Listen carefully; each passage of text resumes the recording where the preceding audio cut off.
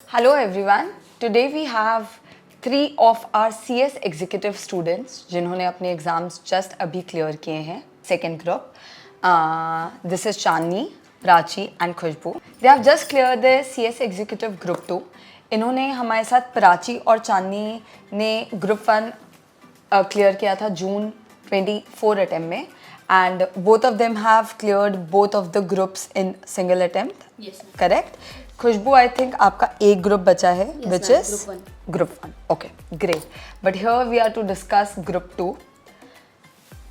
Chandni, you have secured I think an exemption in CMSL. Yes, ma'am. How are you feeling first of all? I'm feeling very good right now because this is an opportunity जो हम लोग को मिला है Excel से ये video shoot होना या एक्सेल में आके सिर्फ हमको एक एक्सपीरियंस स्टडिंग का एक्सपीरियंस नहीं मिलता है, हमको एक्टिविटीज़ की करवाया जाता है इधर पे. प्लस हम लोग का फ्रेंड सर्कल जो हो गया वो भी बहुत अच्छा लग रहा है. रिज़ल्ट भी अच्छा ही आया है तो और अच्छा लग रहा है. एंड सबसे ज़्यादा खुशी इस चीज़ की हो रही है कि हम तीनों का निकल गया. जो हम लोग स्टार्टिंग से बॉन्ड था हमारा वो एक साथ अभी भी चल रहा है. So feeling very good right that now. Is so true. मतलब जब अपने फ्रेंड्स लोगों का भी साथ में हो जाता है तो that's a different feeling. That is amazing. But आपका एग्जेम्पशन आया है इन CMSL. तो what were your studying techniques for CMSL because it's quite a theoretical subject, quite a big subject. तो आपकी studying techniques कैसी थी for CMSL? CMSL के जो नोट्स थे वो सबसे ज़्यादा हेल्पफुल थे क्योंकि अगर स्टडी मैट या कहीं और से हम रेफ़र करते तो बहुत ही कॉम्प्लेक्स थे. वो जो हम लोग को एक्सेल में प्रोवाइड किया गया था मैम के थ्रू वो बहुत ही शॉर्ट में थे, बहुत ही इनफ थे कि हम लोग अगर उतना पढ़ ले तो एकदम मतलब एकदम पास टाइप के हो जाएंगे. प्लस वो नोट्स कॉम्पैक्ट के कारण इजीली रोज़ रिवीजन हो सकता था एक एक चैप्टर का या एक एक टॉपिक का. Okay. तो बहुत अच्छा था वो चीज़. Great great. And I think कहीं ना कहीं सिक्योरिटीज लॉ थोड़ा मोर प्रैक्टिकल सब्जेक्ट है तो दैट हेल्प्स क्योंकि वो 60 मार्क्स का आता है. अच्छा, do you have any studying techniques for CMSL for our students? Actually not only for CMSL, हर सब्जेक्ट में जैसे कि फैकल्टीज़ ने हम लोग को बताया कि चैप्टर्स को ABC वाइज कैटेगराइज करना चाहिए. A the most important, B important and C the less important. तो उस टेक्निक से अगर हम लोग हमारे टॉपिक्स को या चैप्टर्स को कैटेगराइज कर लेंगे एंड उस पैटर्न में पढ़ेंगे तो वो बहुत ज़्यादा बेनिफिशियल एंड हेल्पफुल रहेगा. Correct correct correct. Very rightly said by Chandni कि हम जब भी हर टॉपिक को मार्क्स वाइज उनके कंटेंट वाइज डिस्ट्रीब्यूट कर लेते हैं तो it becomes very easier to tackle with that subject. अगर आपको पता है कि एक टॉपिक है, छोटा टॉपिक है बट आता उससे ज़्यादा मार्क्स है तो आप उस चीज़ को पहले टैकल कर लो और उसको अपने मोस्ट इंपॉर्टेंट लिस्ट में यानी A कैटेगरी में रख दो which helps a lot. Coming to Khushboo, how are you feeling? Very good. Very good. कैसा लग रहा है ग्रुप 2 एक सक्सेस जो अपन देखते हैं क्योंकि ग्रुप 1 आप कहीं ना कहीं नहीं क्लियर हुआ था बट ग्रुप 2 की success will definitely help you in group 1 success as well. तो कैसा लग रहा है, क्या फील कर रहे हो? मैम मुझे वैसे बेसिकली बहुत अच्छा लग रहा है क्योंकि ग्रुप 1 मेरा फर्स्ट अटेम्प्ट क्लियर नहीं हो पाया था बिकॉज एक सब्जेक्ट के कारण.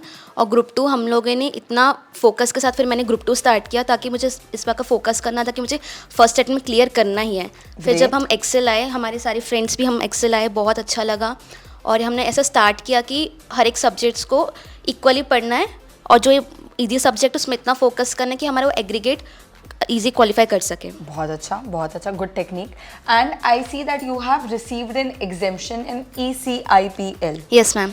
And just letting people know जिनको नहीं पता इस टॉपिक के बारे में, economic commercial has easily 18-19 topics या sub chapters and intellectual property laws even though उसमें टॉपिक 5 ही हैं but it is such a new concept for each student कि कहीं ना कहीं उसको टैकल करना थोड़ा डिफिकल्ट होता है. तो आपने एग्जेम्पशन कैसे लाया उसमें? मैम पहले मैं इकोनॉमिक कमर्शियल की बात करती हूँ. उस पर सर ने हमको स्कैनर प्रोवाइड किया था और कन्नी सर ने यस मैम. तो हम डेली उसको सर जितना पढ़ाते थे हम लोग सर को बोलते थे सर आप हमें होमवर्क दे दीजिए. सर ही देते थे होमवर्क हर एक चैप्टर्स को पढ़ने का, टॉपिक्स को पढ़ने का डेली बेसिस में. और नेक्स्ट टाइम से क्वेश्चंस करते थे. उससे क्या कि हम लोग डेली रिविजन हो जाता था और एग्जाम के टाइम बर्डन भी नहीं पड़ता था. ग्रेट. और जब इंटेलेक्चुअल प्रॉपर्टीज़ में सर ने बहुत अच्छे नोट्स बनवाए थे. उनके फ्लो चार्ट्स वगैरह अभी भी हम कुछ भी टॉपिक याद करते हैं ना, आंखें बंद करने से हमारा पूरा फ्लो चार्ट आँख में दिख जाता है. तो बहुत हेल्पफुल होता था. उस पर भी लिमिट्स वगैरह टाइम बहुत ईजी होता था. बहुत अमेजिंग. मतलब कहीं ना कहीं फ्लो चार्ट्स, कहीं ना कहीं कॉम्पैक्ट नोट्स, कहीं ना कहीं daily revision has helped everybody a lot. Coming to Prachi, first of all, congratulations. How Thank are you you, ma'am. feeling? It's very great, मैं तो बहुत अच्छा लग रहा है। दोनों ग्रुप फाइनली मेरे क्लियर हो गए हैं और मैं चाहती हूँ और आगे मैं प्रोसीड करूँ और इंटर्न के लिए अप्लाई करूँ। Okay, amazing. और आपका दोनों ग्रुप एक ही बार में क्लियर हुआ है, so that's an amazing thing. But you have got 50 par in every subject. मतलब which is a big thing, क्योंकि कहीं ना कहीं बच्चा किसी का 60 आ भी गया तो कहीं ना कहीं 40 आ जाता है, which hurts. मेरा पर्सनली CA फाइनल में even though I was an all India ranker, मेरा एक सब्जेक्ट में 47 आया था, that hurts, but her subject में 50 पार लाना इज़ अ ग्रेट थिंग.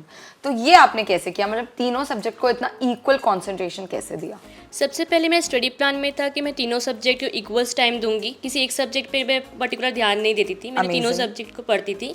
और फ्लो चार्ट नोट्स बहुत हेल्प करते. जब हम पढ़ने बैठते तो हम स्टडी मैथ से और बुक से नहीं पढ़ सकते, हमको फ्लो चार्ट से पढ़ना पड़ता है, नोट से पढ़ना पड़ता है और डेली रिविजन इज़ कंपलसरी.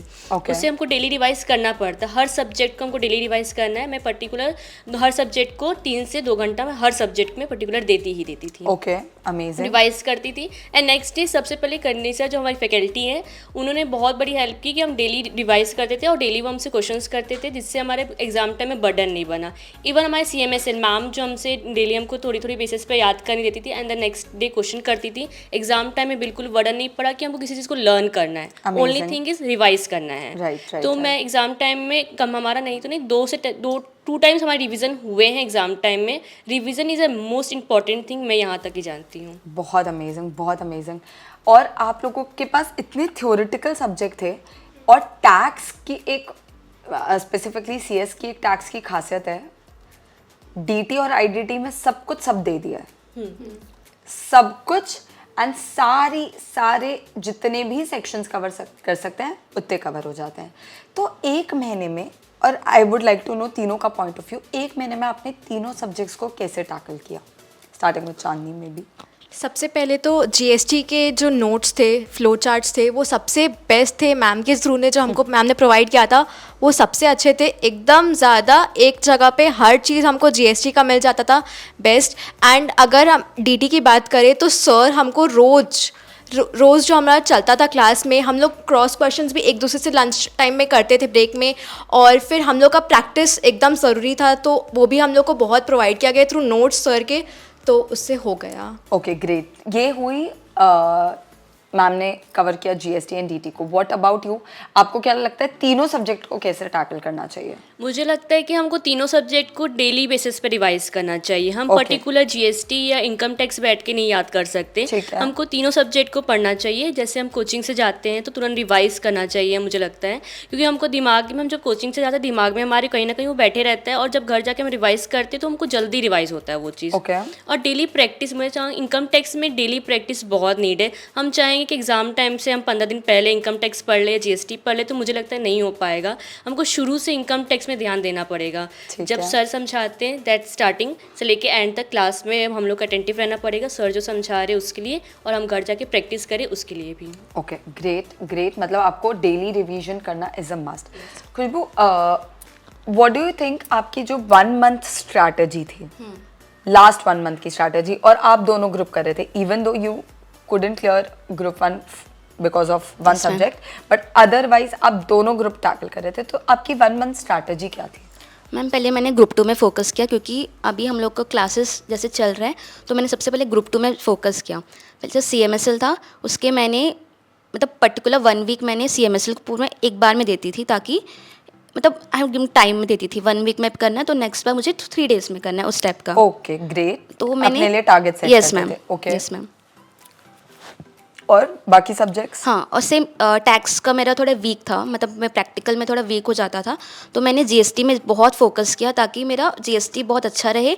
और जो DT में क्लास में फोकस रहना बहुत इंपॉर्टेंट है. और इवन सर ने ऐसा बना दिया था कि क्लास में आपको इतना फोकस करना है कि आपको कुछ भी क्वेश्चंस पूछे, आपको क्विक, सर कुछ पूछते थे ना, तो क्विक आंसर्स आपको दे देना चाहिए, अदरवाइज आपको लगता है कहीं ना कहीं फोकस जा रहा है. तो फोकस इज़ बहुत इंपॉर्टेंट टैक्स के लिए. ठीक है, अमेजिंग.